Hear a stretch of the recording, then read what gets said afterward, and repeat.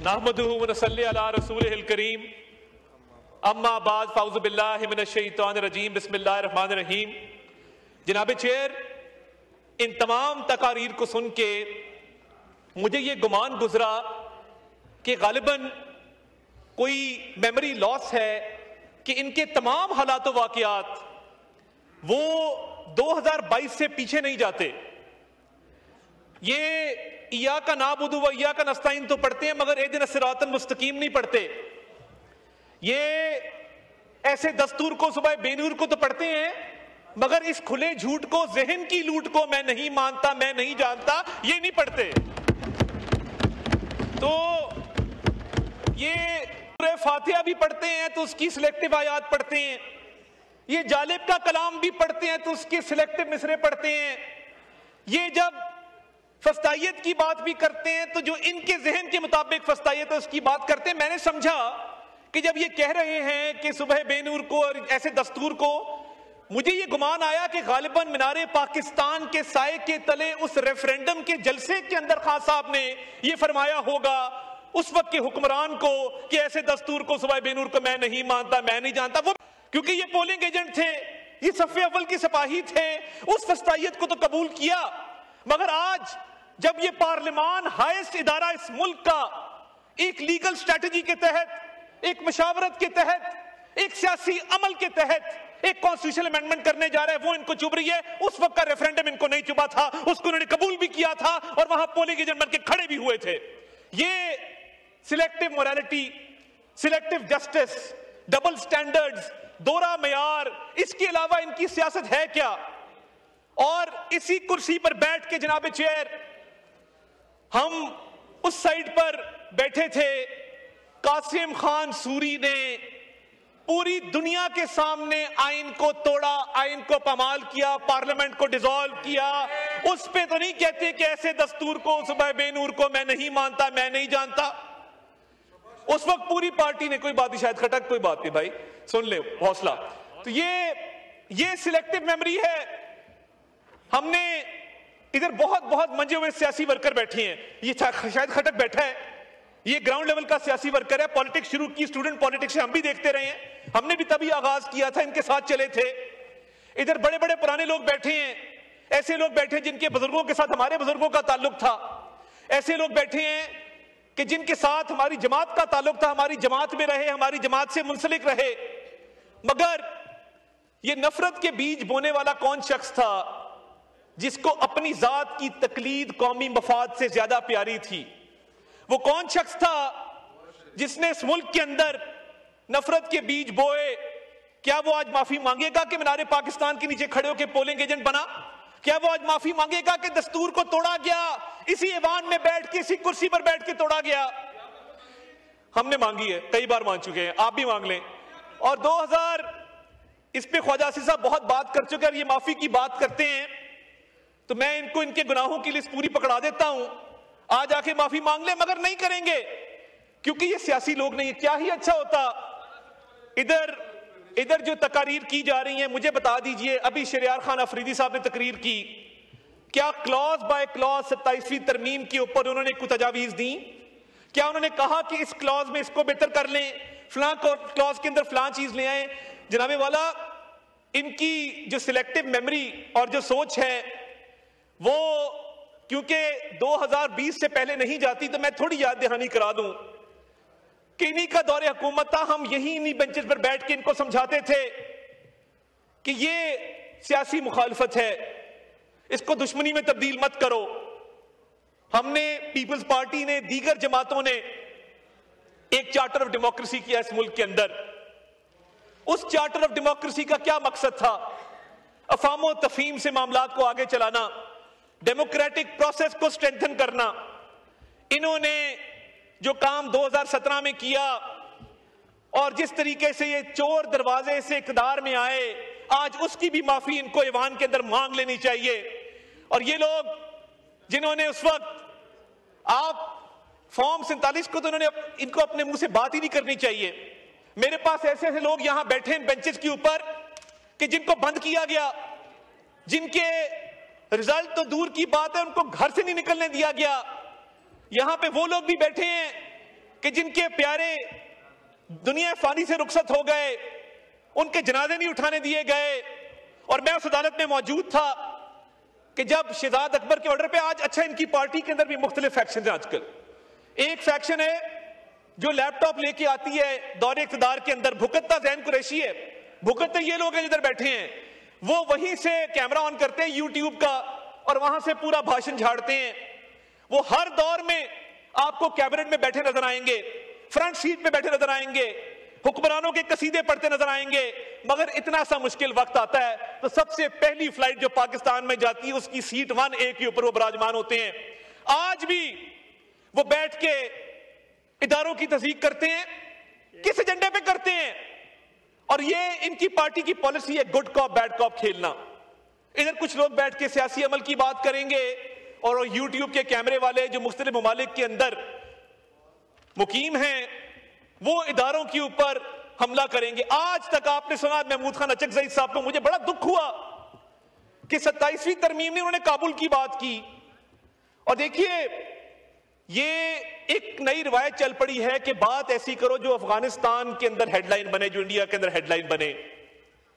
तो आज इतना सीनियर आदमी, इतना सीजन्ड आदमी, आप उनकी तकरीर का लुब्बे लबाब निकालें तो सिवाय काबुल के उसके अंदर दूसरी कोई बात नहीं थी। क्या ही अच्छा होता थोड़ी पढ़ाई कर लेते। बैरिस्टर गौहर ने की है, उन्होंने पढ़ के तकरीर की। मगर मैं दावे से कहता हूं कि जितने लोग यहां सियासी तकरीर कर रहे हैं, किसी ने पार्लियामेंट्री सॉवरेनिटी का सिस्टम पढ़ा, किसी ने पार्लियामेंट्री सुप्रीमेसी का सिस्टम पढ़ा, किसी ने separation of powers between executive, judiciary, legislature पढ़ा, तो आके उस पर बात करते, बताते कि दुनिया के मुहज़्ज़िब ममालिक के अंदर एग्जीक्यूटिव का क्या रोल है, लेजिस्लेचर का क्या रोल है, जुडिशरी का क्या रोल है। सेपरेशन ऑफ पावर तो इनके ऊपर से गुजर गई। आज आके बात करते तो बात करते कॉन्स्टिट्यूशनल सुप्रीमेसी की, बताते कि जी हम एक आपके लिए डॉक्यूमेंट लेके आए हैं, हम चाहते हैं कि इस डॉक्यूमेंट को भी पढ़ा जाए। मगर क्योंकि वीडियो बनाकर सुबह बेनूर लिखना आसान है तो ये आसान रास्ता चुना गया। क्या पार्लिमानी पार्टी की ज्वाइंट ऑपोजिशन ने मीटिंग बुलाई?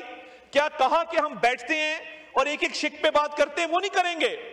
जिस चीज पे ज्यादा लाइक्स आएंगे, व्यूज आएंगे, जो बड़ा तमाशा खड़ा करेगा, वो बात यहां पे करेंगे ऐवान के अंदर।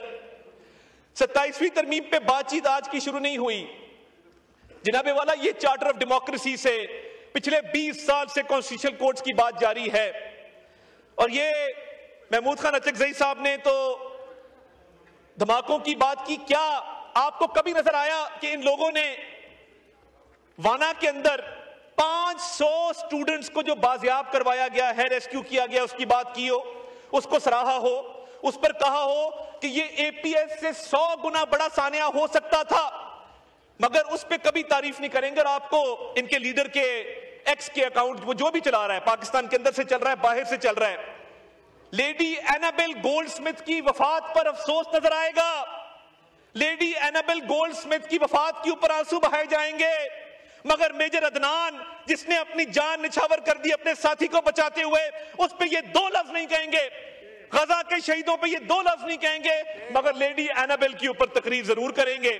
लेडी एनाबेल की वफात को इन्होंने इस तरह सोग मनाया जिस तरह कोई कौमी सोग होता है। तो ये जो सिलेक्टिव मोरालिटी है, आज मजहब की बात करते हैं हर चीज के अंदर, तो क्या इनका यह हक नहीं बनता था कि जहां पे इनके लीडर ने 9 मई का हुक्म दिया इस मुल्क के अंदर, वो रेड लाइंस क्रॉस की जो मुल्क की तारीख में कभी क्रॉस नहीं हुई। शोहदा की यादगारों को मस्मार करना, दिफाई इदारों पर हमले करना, और उन लोगों को जाके पूछे, ये बड़ी बात करते हैं जिन लोगों को ये उकसा कर कोर कमांडर हाउस लेकर गए, रेडियो पाकिस्तान लेकर गए, दीगर इमारतों में लेकर गए, कानूनी पैरवी करने उन्होंने पीछे देखा, इनमें से कोई नहीं गया। इनकी जमात ने उन कारकुनों को पूछा ही नहीं कि आपके हालात क्या हैं, हम क्या मदद आपकी कर सकते हैं। तो ये सियासी वर्कर्स को डिच करना और उनको पहले उनके माइंड्स को पलूट करके उनको जराइम पे उकसाना अपने सियासी मकासद के लिए। आज भी कॉन्स्टिट्यूशन के हवाले से आप पूछेंगे, क्योंकि बिल नहीं पड़ा, इधर इसको एक शिक अगर ये बता दें इसमें कोई तजवीज आई हो, कोई इन्होंने कमेटी के अंदर आके तजावीज दी हो, ये प्रोसेस का हिस्सा नहीं बनेंगे। मगर हां, पॉलिटिकल पॉइंट स्कोरिंग के लिए, और ये इनका हिसाब उन लोगों का है जो ट्रेलर में आके फिल्म देखते हैं। यानी वो ट्रेलर से पहले की फिल्म का कोई नहीं पता कि ट्रेलर से पहले भी कोई 1.5 घंटा फिल्म चली है, ट्रेलर के बाद जो है वही इनको नजर आता है, क्योंकि इनकी मेंटालिटी, इनकी मोरालिटी वो सारी 2022 के बाद की है। और जनाबे वाला शहरयार खान अफरीदी साहब ने बड़ी अच्छी बातें की, बड़ा उन्होंने यहां पे एक मुल्क की सियासत के ऊपर रोशनी डाली। क्या ही अच्छा होता कि जब इस मुल्क में खवातीन को जेलों में डालने का सिलसिला इनकी पार्टी ने शुरू किया था, उस पर भी थोड़ी बात कर लेते। इनकी उस फिस्तायत की रजीम से पहले इस मुल्क के अंदर यह रिवाज नहीं था कि माओ बहनों बेटियों को सियासी इंतकाम का निशाना बनाया जाए। हमारे मुआशरे में माँ बहन बेटी की बड़ी इज्जत है, लोग बड़ी कदर की निगाह से देखते हैं, मगर इन लोगों ने ये रिवायत डाली कि सियासी इंतकाम में अंधे होकर उस वक्त हम इनको समझाते थे, इधर बैठ के समझाते थे कि ये वक्त का धारा है, ये एक सा नहीं रहता, जैसी करनी वैसी भरनी, मगर इनको ये बात समझ नहीं आती थी। आज भी ये उसी रविश के ऊपर हैं। इन्होंने पिछले 4-4.5 साल में कुछ नहीं सीखा। अगर सीखा होता तो 27वीं तरमीम पर आकर बात करते, पॉलिटिकल प्रोसेस का हिस्सा बनते, पॉलिटिकल प्रोसेस पे कमेंट करते, मगर सियासी तकारीर जितनी मर्जी करवा लें उस पे इनको पूरी महारत हासिल है, मगर ये कभी बात नहीं करेंगे कि कॉन्स्टिट्यूशनल अमेंडमेंट क्या होती है, कॉन्स्टिट्यूशन की सुप्रीमेसी क्या होती है, पार्लियामेंट्री सॉवरेनिटी का क्या नोशन है, सेपरेशन ऑफ पावर्स कैसे होती है। और जनाबे वाला अगर थोड़ी सी रिसर्च कर लेते, थोड़ी सी अंग्रेजी पढ़ने की जहमत कर लेते, तो आज यहां पे हाउस के अंदर एक प्रोडक्टिव डिस्कशन हो रही होती। आज हाउस के अंदर एक मुकम्मल तौर पे इसके ऊपर पूरी दुनिया में एक मैसेज जा रहा होता कि जी पाकिस्तान की पार्लियामेंट ने बड़ी इसके ऊपर फ्रूटफुल डिबेट की है, लीगल नोशंस के ऊपर डिबेट की है, कॉन्स्टिट्यूशनल नॉर्म्स पे डिबेट की है, दुनिया की जो बेस्ट प्रैक्टिसेस है उस पे डिबेट की है। और जनाबे वाला मैं बिल्कुल क्लियर कर दूं कि आर्टिकल 243 के हवाले से अल्हम्दुलिल्लाह पाकिस्तान की एक इज्जत बनी। मई की जंग के बाद हम दुनिया में जहां जाते हैं लोग पाकिस्तानियों को कदर की निगाह से देखते हैं। आप जाएं बाहर, सऊदी अरब में जो स्ट्रेटेजिक म्यूचुअल डिफेंस एग्रीमेंट हुआ, जो इकोनॉमिक कोऑपरेशन फ्रेमवर्क लॉन्च हुआ, पाकिस्तान के झंडे 25 किलोमीटर रियाद शहर के अंदर मैंने लगे खुद देखे। ये किसकी बात करते हैं? ये बाहर जाएं तो सही, जिस एयरपोर्ट पे पाकिस्तानी जाके सब पासपोर्ट इमिग्रेशन काउंटर पे देखता है, लोग उसको इज्जत और कदर की निगाह से देखते हैं। दुनिया के ममालिक पाकिस्तान का नाम ले रहे हैं, पाकिस्तान की इज्जत कर रहे हैं। और मैं सिर्फ रिकॉर्ड की दुरुस्तगी के लिए, शहरयार खान अफरीदी साहब ने कहा कि इतने हजार लोग बाहर चले गए। जनाबे वाला सिर्फ इस अक्टूबर के महीने में पाकिस्तान को 3.4 अरब डॉलर की रेमिटेंसेज आई हैं, जो पिछले साल के मुकाबले में 11% ज्यादा है। तो ये इनको नजर नहीं आता कि जो बैरून मुल्क पाकिस्तानी है, इन्होंने कॉल्स दी। क्या इनके लीडर के कहने पे इन्होंने नहीं कहा कि पाकिस्तान रेमिटेंसेज मत भेजो? आप मवाजना कर लें कि रेमिटेंसेज रिकॉर्ड है इस वक्त। आपकी बॉयकॉट की कॉल्स के बावजूद आप बार बार कहते रहे मत भेजो मत भेजो मत भेजो, मगर मैं ओवरसीज पाकिस्तानी को सलाम पेश करता हूं, जितना आपने मना किया उतनी ज्यादा रेमिटेंसेज पाकिस्तान के अंदर आई है। आप मना करते रहे वो रेमिटेंसेज भेजते रहे, आप मना करते रहे वो रेमिटेंसेज भेजते रहे। आप कहते रहे कि सब पासपोर्ट की इज्जत नहीं होगी, मुल्क डिफॉल्ट कर जाएगा। आपकी तमाम तर ख्वाहिशात जो इस मुल्क के मफाद के खिलाफ थी, अल्लाह ताला ने उसको गलत साबित किया। आज पाकिस्तान की इज्जत है वो जंग जीतने की वजह से है, आज पाकिस्तान की इज्जत है तो वो इकोनॉमिक रिकवरी की वजह से है, आज पाकिस्तान की इज्जत है तो इस वजह से है कि पाकिस्तान में एक जुर्रतमंदाना और दलेर क़यादत मौजूद है। वरना इन्हीं बेंचेस पे खड़े होके तो आपके लीडर ने कहा था मैं क्या करूं, मैं हमला कर दूं, मैं क्या करूं, मैं हमला कर दूं। तो फिर इस कौम ने दिखाया कि जब लीडर दलेर हो, जब वजीर आजम दलेर हो, उसके साथी दलेर हो, जब फील्ड मार्शल सईद आसिम मुनीर जैसा लीडर मिलिट्री क़यादत को मुयस्सर हो, तो फिर वही होता है जो मार्का हक में भारत के साथ हुआ।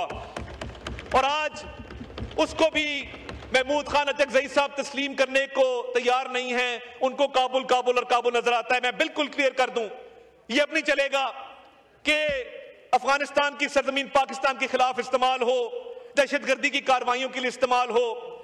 मैं ये आपको बताना चाहता हूं कि कल भी जिस जुर्रतमंदाना तरीके से उन स्टूडेंट्स को रेस्क्यू किया गया है, इस हाउस के अंदर हम उन जवानों को, उन अफसरों को खिराजे तहसीन पेश करते हैं और आप थोड़ा सा सिर्फ अपना रिकॉर्ड दुरुस्त कर लें। आपने कॉन्स्टिट्यूशन भी नहीं पढ़ा, आपने 27वीं तरमीम भी नहीं पढ़ी, आपने तारीख भी नहीं पढ़ी, सिर्फ पिछली 4 सालों की दास्तान है जिस पर चीखो पुकार है, जिस पे रोना धोना है और रोने धोने के अलावा कुछ नहीं है। 12.5 साल से आपकी हुकूमत है और मैं सलाम पेश करता हूं ANP को। ये कहते हैं कि हम दहशतगर्दों के खिलाफ इसलिए बात नहीं करते। ANP का हशर देख लिया। मैं सलाम पेश करता हूं बलोर खानदान के शोधा को, मैं सलाम पेश करता हूं इफ्तिखार साहब के बेटे को, जिन्होंने जान का नजराना पेश किया, जिन्होंने अपना खून दे के इस चमन की आबियारी की, और आप कहते हैं कि उनका हशर देख लिया, हम इसलिए दहशतगर्दों के खिलाफ बात नहीं करते। कल जब वाना के अंदर उन स्टूडेंट्स को रेस्क्यू किया जा रहा था तो इनके अपने चीफ मिनिस्टर वहां पे क्रिकेट खेल रहे थे। ये हालात है कि कभी तस्वीर साफ करो, चप्पल का नाप दो, बाहर निकल के 2-3 नारे लगाओ, विक्ट्री के निशान बनाओ, क्रिकेट खेलो। ये जो बुजदार प्लस इन्होंने इंट्रोड्यूस किया है KPK के अंदर, 12.5 साल में एक अस्पताल बता दे जो बनाया हो, एक बड़ी यूनिवर्सिटी बना दे जो बनाई हो, स्टूडेंट्स को लैपटॉप दिए हो, सड़कों का जाल बिछाया हो। 12.5 साल हो गए हैं। ये इनका वही हाल है कि सरे मेंबर वो ख्वाबों के महल तामीर करते हैं, इलाजे गम नहीं करते, फकत तकरीर करते हैं। तकरीर से काम चल रहा है, टिकटॉक से काम चल रहा है, सेल्फियों से काम चल रहा है। और जनाबे वाला, ये मुल्क है तो हम सब हैं। 27वीं आईनी तरमीम का जो बुनियादी मकसद है गवर्नेंस को बेहतर करना, दिफा को बेहतर करना, इस मुल्क में इंसाफ की फराहमी को बेहतर करना। चार्टर ऑफ डेमोक्रेसी के तहत पिछली कई दहाइयों से ये डिबेट चल रही है, कोई उजरत में काम नहीं लिया गया। ये तमाम तरमीम जो हैं उस पर सेहरा हासिल गुफ्तगू चलती रही है, बरस बरस चलती रही है। और ये इस मुल्क पे ये कहते हैं कि फलां नहीं तो पाकिस्तान नहीं, ऐसी सोच भी इनको कैसे आ जाती है कि ये अपने एक शख्सियत परस्ती में आपने बात की, इधर अंबिया की बात की, आप कैसे कर लेते हैं? अंधी तकलीद करते हैं आप, शख्सियत परस्ती करते हैं आप, पाकिस्तान से आगे अपने लीडर को रखते हैं। ये सोच है जो फस्तायत की बुनियाद है, जो यहां बैठे भी इनकी थी, वहां बैठ के भी तब्दील नहीं हुई। ये मुल्क है, इस मुल्क की बेहतरी है तो हम सब हैं। ये किसी लीडर को पाकिस्तान से आगे रखना, मैं समझता हूं कि ये इस मुल्क के साथ ज्यादती है, इसकी सियासत के साथ, पार्लियामान के साथ ज्यादती है। मैं इन अशार के साथ इजाजत लूंगा कि बख्श से कोई शिकायत है ना अफलाक से है, बख्श से कोई शिकायत है ना अफलाक से है, यही क्या कम है कि निस्बत मुझे इस खाक से है। और बज़्म अंजुम में कबा खाक की ओढ़ी मैंने, और मेरी सारी फजीलत इसी पोशाक से है। पाकिस्तान जिंदाबाद।